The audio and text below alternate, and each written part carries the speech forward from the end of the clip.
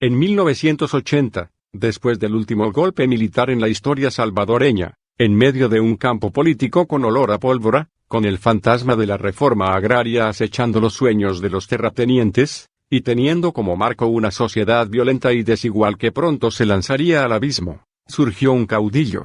Un hombre que prometía a los salvadoreños romper una lógica vieja que él llamaba corrupta y peligrosa. Ese hombre era mi tío materno. Se llamaba Roberto D'Abuisson. Mi tío Roberto fue militar en los años en que esto implicaba cosas terribles en América Latina. Perteneció a una generación de militares formados bajo la influencia de la Escuela de las Américas con materias como guerra psicológica o guerra contrainsurgente. Su generación se caracterizó, entre otras cosas, por tecnificar la represión y hacer que las brutales técnicas de tortura, espionaje e infiltración, que por años habían acumulado los guardias nacionales y personas civiles afines a los militares, maltratando campesinos descontentos y a los ladrones de café, se pusieran en función de frenar el avance del comunismo por estas tierras y perseguir enemigos políticos.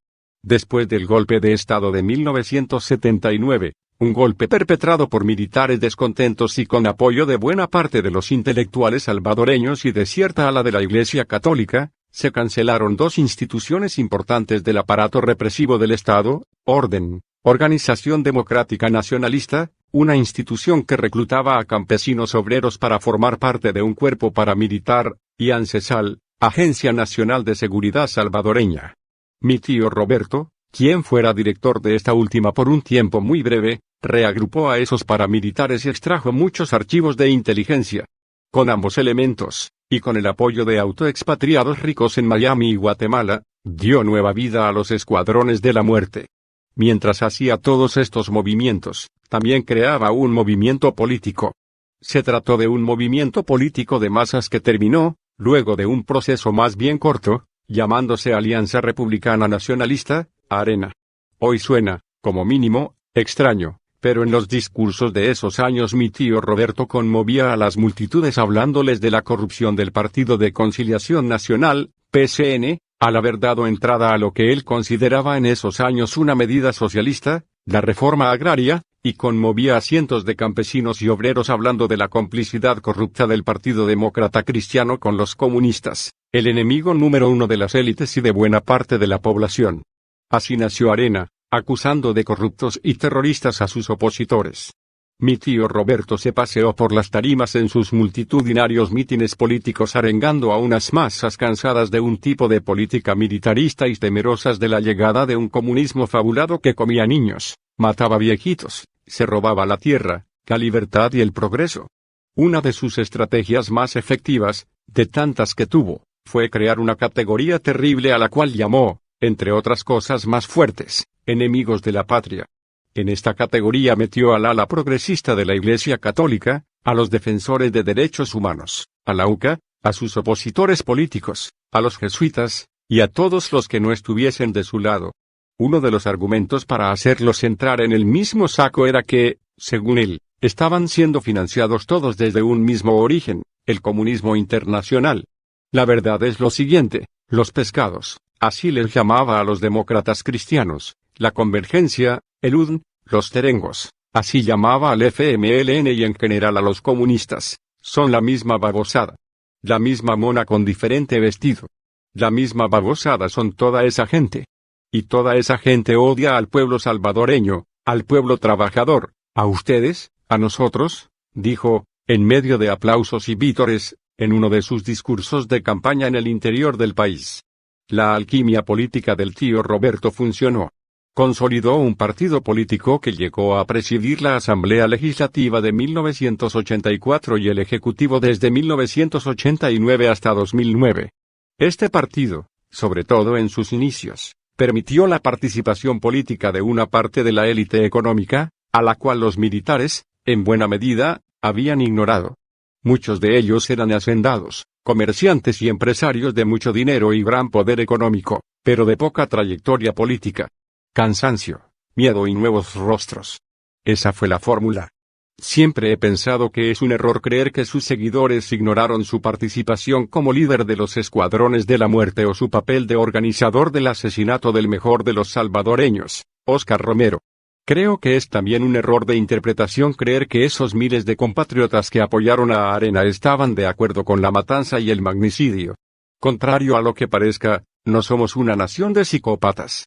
Creo, más bien, que la gente está dispuesta a aceptar este tipo de barbarie siempre y cuando el caudillo de turno agreda a las estructuras de las cuales están cansadas y les proteja de aquellos a quienes temen. El Salvador pasó 20 años con ese partido en posesión del Ejecutivo y de buena parte de la Asamblea. En esos 20 años se privatizaron varias empresas estatales, el país perdió su moneda nacional y se dieron los casos más escandalosos de robo, malversación, incompetencia, nepotismo y despilfarro por parte de esa élite política que en 1980 fueron considerados rostros nuevos. Esos rostros nuevos se volvieron diputados, alcaldes, ministros y, con el tiempo, también se volvieron presidentes.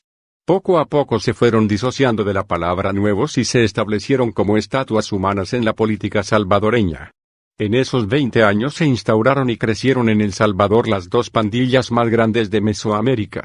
La Mara Salvatrucha 13 y el Barrio 18 se tomaron casi cada barrio pobre del país.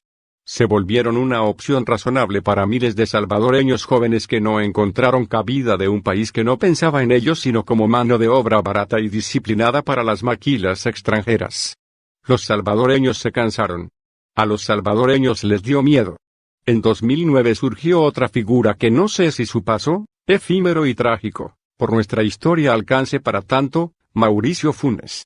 Por no ser cansino y repetitivo, no entraré en detalles, pero quiero destacar que su propuesta fue parecida.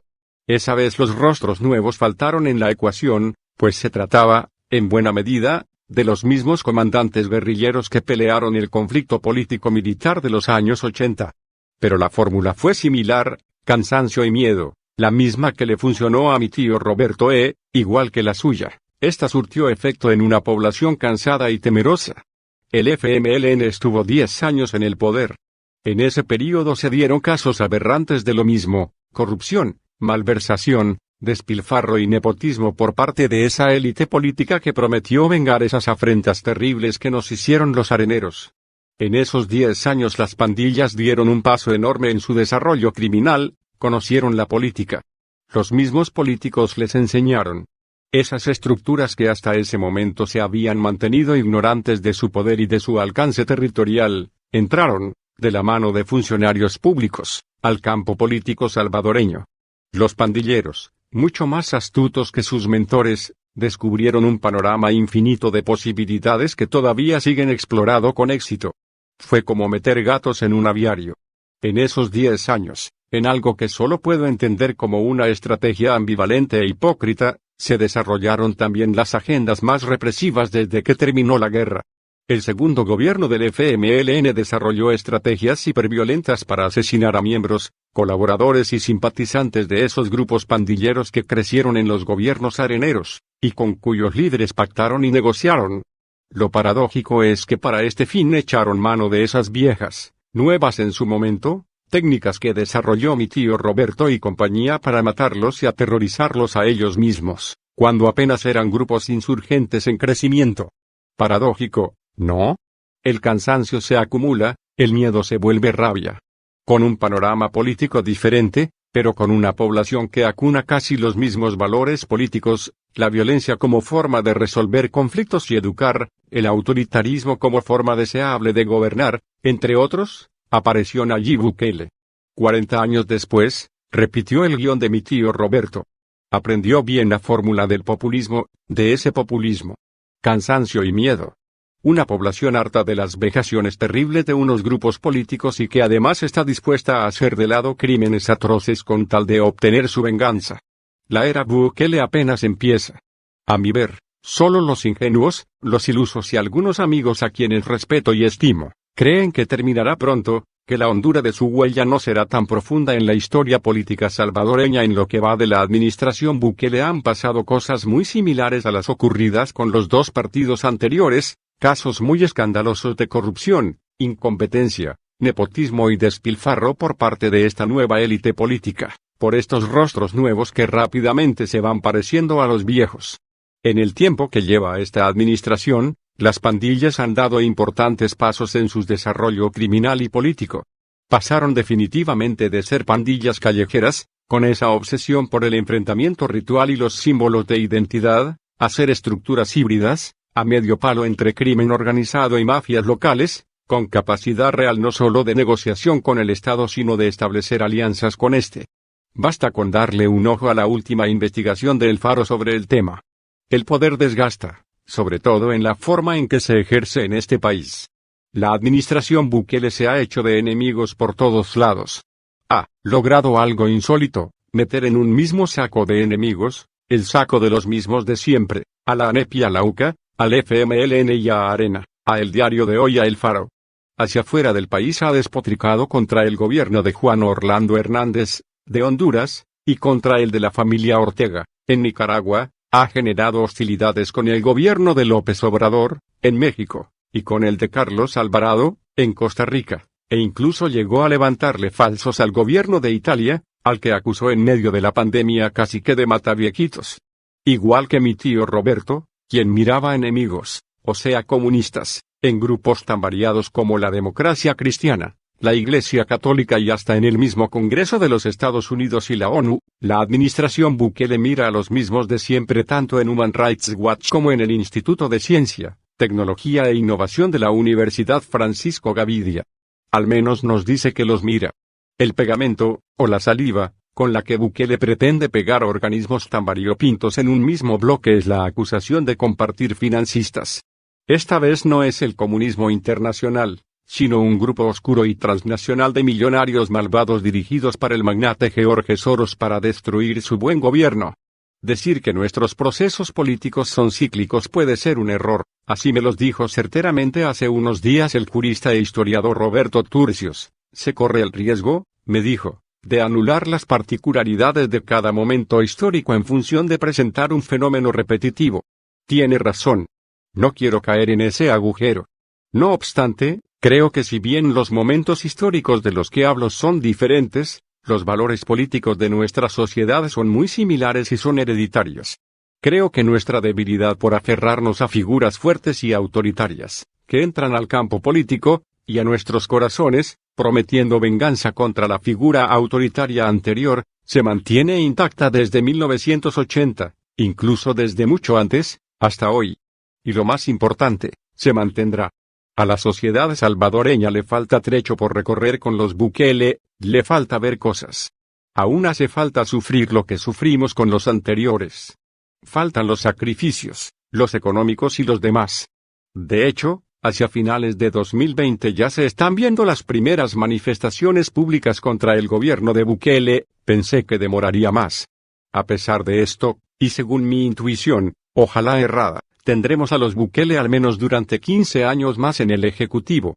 Esa élite nueva de políticos y funcionarios sin pasado obtendrán se volverán figuras conocidas de la vieja política salvadoreña y así como decimos Gloria Salguero Gross, Armando Calderón Sol, Óscar Ortiz o Sánchez Serén, diremos Pablo Anliquer, Mario Durano Suequi Callejas. ¿Dónde decimos Walter Araujo? Bueno, ahí diremos Walter Araujo, pero lo más importante, de la misma forma que hoy decimos Roberto Daubuisson en 15 años diremos Nayib Bukele.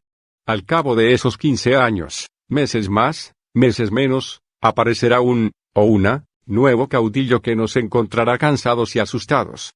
Nos dirá palabras de amor, nos dirá que le duelen nuestras heridas, que compartimos pasado, que esas llagas también son suyas. Nos enumerará una a una las atrocidades que hoy muchos deciden pasar por alto.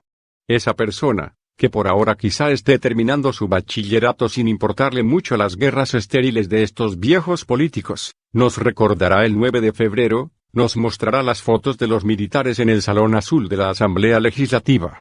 Quizá cuando llegue ese momento nos haya regresado la capacidad de indignarnos y meneemos la cabeza con desaprobación de un lado a otro. Nos mostrará todos los negocios que hicieron los funcionarios en ese año tan raro en que sufrimos la pandemia. Nos enseñará los árboles genealógicos de un gobierno tan endogámico que bien pudo parir niños con cola de cerdo. Nos prometerá sacar, por fin, de la política salvadoreña al bukelismo. Pasado un tiempo, el reloj de arena se dará vuelta y empezaremos a cansarnos y a temerle también a él o a ella. Entonces vendrá otro, u otra. La crónica SB de hoy fue escrita por Juan Martínez Daubuisson.